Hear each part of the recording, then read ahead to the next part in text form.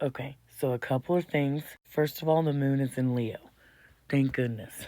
I needed a little warmth. But the thing is, Pluto went direct yesterday in Aquarius, and today the moon is in Leo. So, right off the bat, as soon as Pluto goes direct, we have a Pluto opposite the moon transition. And you know what we call this one? We call this one the pressure cooker. This one can build slow. It can be something that you've been feeling, maybe can't put a word to it. You're not sure why, but that person makes you feel this, or this job makes you feel this. It's deep core stuff. Control, emotions, survival, power. It all likes to rise to the surface. So if you've been stuffing something down, Pluto says, no, not anymore. And Black Moon Lilith. They right there.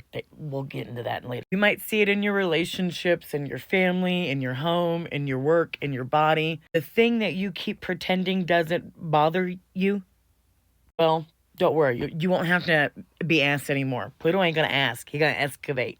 He's going to be like, bitch, I know you're lying. I think one of the best examples and one of the most famous, like, moon opposite Pluto transits that we've ever been privy to see and to know what it was, well, later. Do you guys remember the whole, some of you may be a little young for this, but Brooke Shields and Tom Cruise on the Today Show? Y'all remember that? I don't know if a lot of you remember. It also it was kind of a little stain, a little smudge on Tom Cruise, the megastar. It seemed very weird. He was very intense. He was very dark about it, and also none of his business.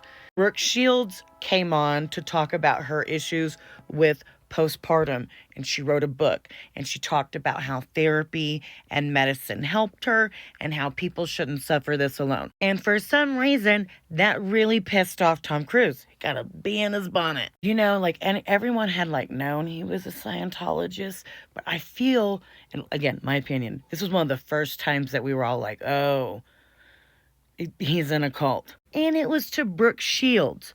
And again, a lot of you really young. Brooke Shields is America's sweetheart and baby.